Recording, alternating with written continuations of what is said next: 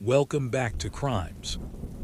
Tonight, I invite you to settle in, get comfortable, and take a seat by the fireplace.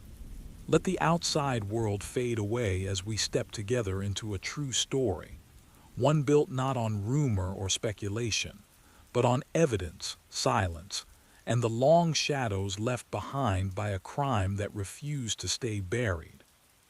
Here, we don't rush the details. We listen carefully, because every crime leaves a trail, and every truth has a way of revealing itself piece by piece. Tonight's story is one of trust, betrayal, and a family whose disappearance puzzled investigators for years until the desert finally gave up its secret. In early February 2010, the McStay family appeared to be settling into a new chapter of their lives. Joseph McStay, a successful businessman specializing in custom decorative fountains, had recently moved his family into a new home in Fallbrook, California. His wife, Summer, was adjusting to life in a new neighborhood with their two young sons, Gianni and Joseph Jr.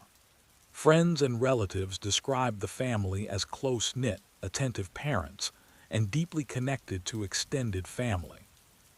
Nothing in their behavior suggested they were planning to disappear.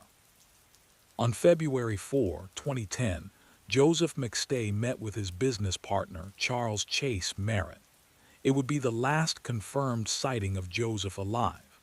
After that day, the McStay family stopped responding to phone calls, emails, and messages.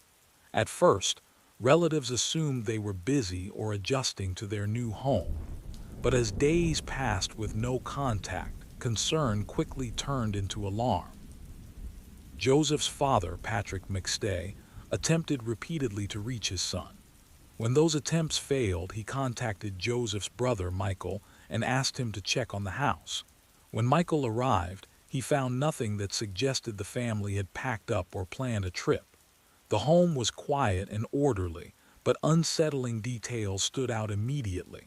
Two bowls of popcorn sat on the living room couch. Eggs and fruit were left out on the kitchen counter. The family's dogs were still there, underfed and neglected. No luggage was missing. No children's essentials had been packed. The family's cell phones were gone, but their everyday lives appeared frozen in place. Law enforcement was notified, and investigators searched the home thoroughly. There were no signs of forced entry, no broken furniture, no visible blood, nothing to suggest a violent struggle had taken place. At that point, the case was treated as a missing persons investigation with no clear evidence of a crime.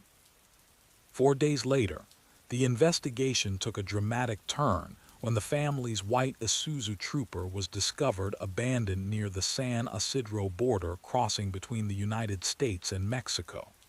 The vehicle appeared intact. There was no sign of damage, no blood, and no indication that a crime had occurred inside the SUV.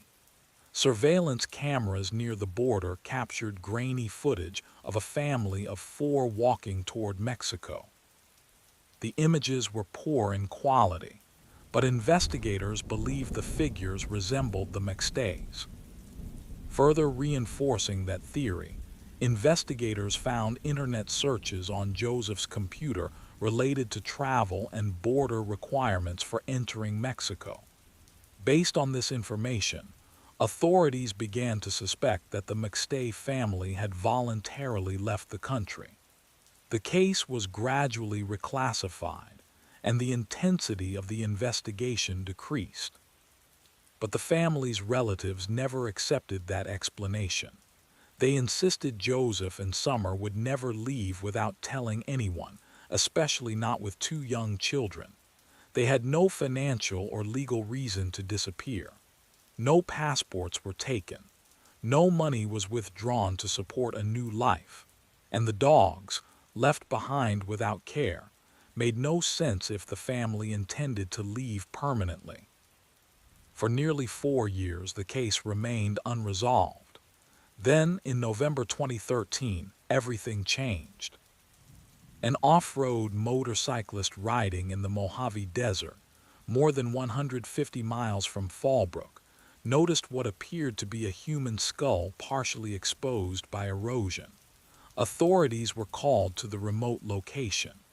As investigators began digging, they uncovered two shallow graves containing skeletal remains. Nearby, they found a sledgehammer buried in the soil. Dental records and DNA testing confirmed the worst fears of the McStay family. The remains belonged to Joseph, Summer, Gianni, and Joseph Jr. The missing persons case was now a quadruple homicide investigation. Autopsy results revealed the brutality of the crime. All four victims had suffered severe blunt force trauma to the head. The injuries were consistent with repeated blows from a heavy object, and investigators concluded the sledgehammer found at the scene was the murder weapon. The children's injuries were especially severe, indicating extreme violence.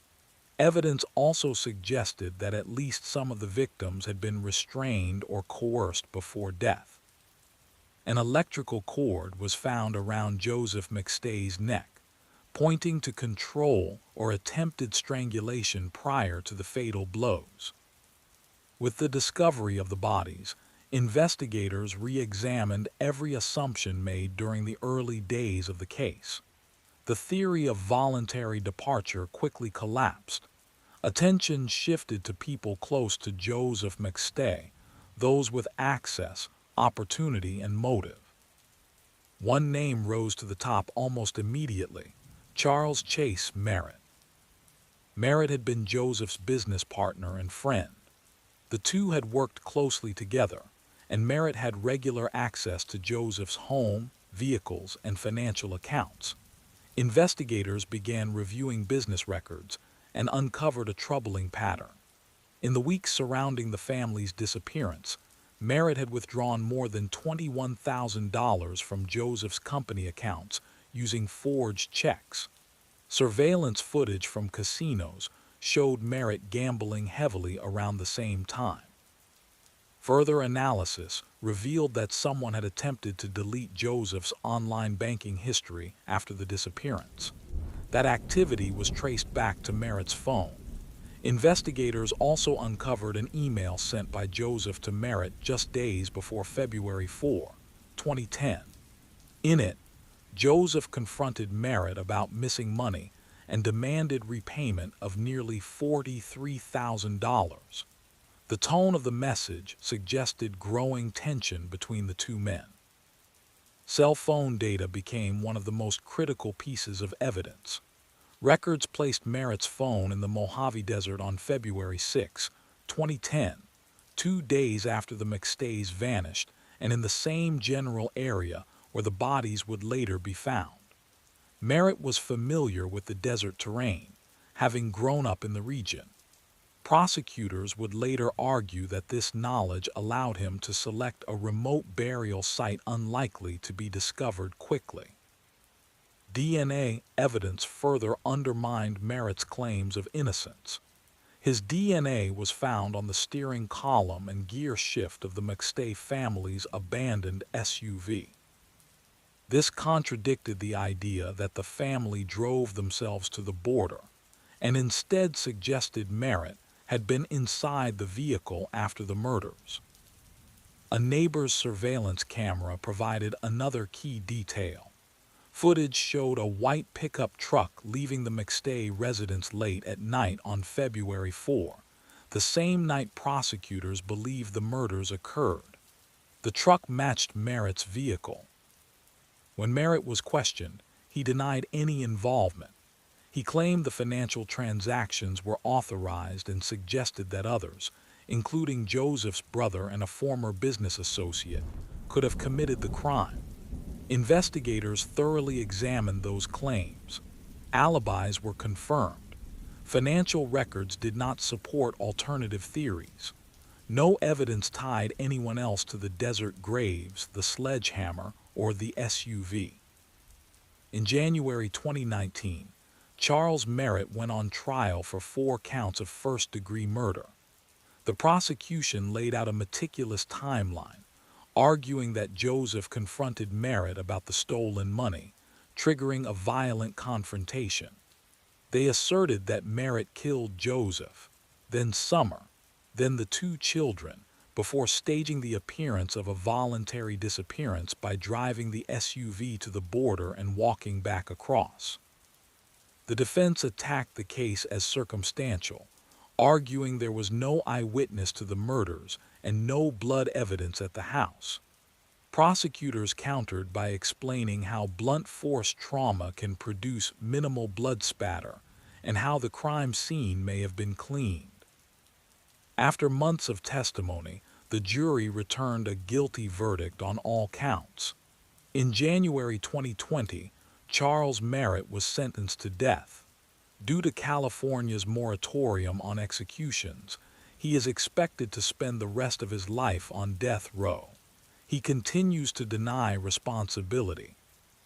For the McStay family, answers came far too late. What began as a puzzling disappearance ended with the discovery of a calculated and devastating crime, one driven by greed, betrayal, and the abuse of trust. 4 lives were taken, and a carefully staged illusion delayed justice for nearly 4 years. In the end, it was not a sudden act of violence that revealed the truth, but the quiet persistence of evidence, buried in the desert, waiting to be found.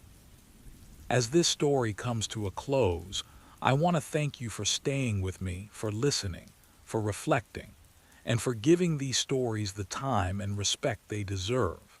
Your support means more than numbers or views.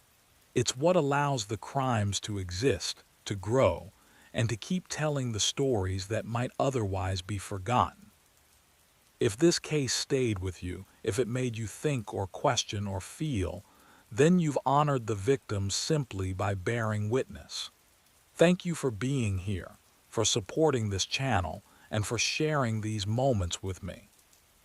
Until next time, stay aware, stay curious, and I'll see you again by the fire.